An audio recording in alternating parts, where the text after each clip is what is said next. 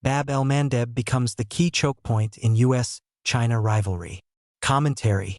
The closure of the Strait of Hormuz has shifted global attention to Bab el-Mandeb, where U.S. naval dominance gives Washington the advantage over China in controlling a critical energy choke point. The U.S.-Iran conflict has intensified competition between the United States and China over energy. The disruption caused by the effective closure of the Strait of Hormuz has underscored how vulnerable global energy markets are to choke points, making other critical transit routes even more important. With the Strait of Hormuz effectively closed, attention has shifted to alternative maritime corridors such as Bab el-Mandeb, where control over energy flows is increasingly contested. Bab el-Mandeb, the Gate of Tears, is a corridor barely 18 miles wide at its tightest point, carrying roughly 12% of global maritime trade daily. Ships moving oil from the Persian Gulf to Europe must travel north through the Arabian Sea, into the Gulf of Aden, through Bab el-Mandeb into the Red Sea, and through the Suez Canal into the Mediterranean, making the strait the southern entry gate to a corridor that cannot be accessed any other way. If either choke point is blocked, the entire route fails, forcing ships to reroute around the Cape of Good Hope, adding 3,500 nautical miles and 10 to 14 days per voyage. When Houthi attacks disrupted the Red Sea from late 2023, ships avoided the Bab el-Mandeb rather than proceed towards Suez, collapsing canal transits from 2,068 in November 2023 to 877 by October 2024, according to Lloyd's List Intelligence. Legally, the strait falls under the jurisdiction of 3 coastal states, Yemen to the northeast, Djibouti and Eritrea to the southwest, with no single country holding complete command.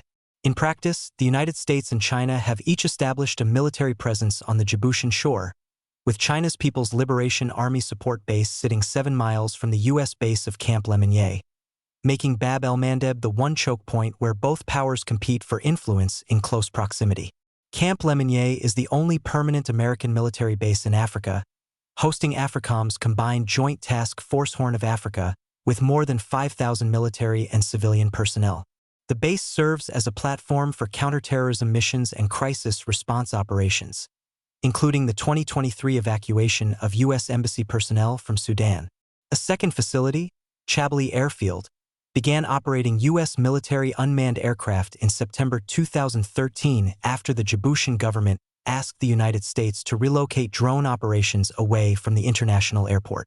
Camp Lemonnier operates within a broader U.S. military architecture in the region. The U.S. Fifth Fleet, headquartered in Bahrain, directs naval operations across the Persian Gulf, Red Sea, and Arabian Sea. Diego Garcia in the central Indian Ocean provides the logistics depth. It supplies prepositioned ships, fuel, and munitions that sustain forward operations across both theaters. China's PLA support base in Djibouti is its first and only official overseas military facility.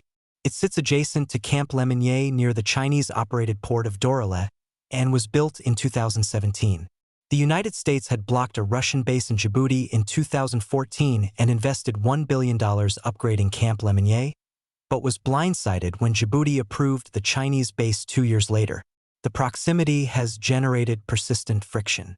In May 2018, the U.S. Air Force reported that military-grade lasers had been aimed at the eyes of American pilots, with the incidents originating from the Chinese base. Beijing denied responsibility. The two bases represent rival anchors at the same choke point, but they are not equivalent in capability. China's facility is a support installation designed for logistics, resupply, and non-combatant evacuation, not a combat force. It has no carrier strike group and no independent power projection capability beyond its perimeter. The asymmetry becomes most pronounced when the reinforcement problem is examined. Any Chinese naval force dispatched from the mainland to Djibouti must travel along one of 2 routes. It can pass through the Strait of Malacca, where the United States is positioned to interdict via its major defense partnership with Indonesia and existing access to Singapore's Changi Naval Base. Alternatively, it can travel around the western coast of Australia and across the Indian Ocean, where U.S. Fifth Fleet assets and Diego Garcia form a logistics network China cannot replicate. There is no route from China to Djibouti that does not pass through or near U.S.-influenced maritime space. In a conflict, China's Djibouti base could be effectively isolated, cut off from reinforcement, resupply, and replacement vessels. China has been building toward a blue water navy capability, but has not achieved it in any sustained operational sense. It has no second overseas base capable of supporting extended naval operations and no combat-tested carrier strike group doctrine.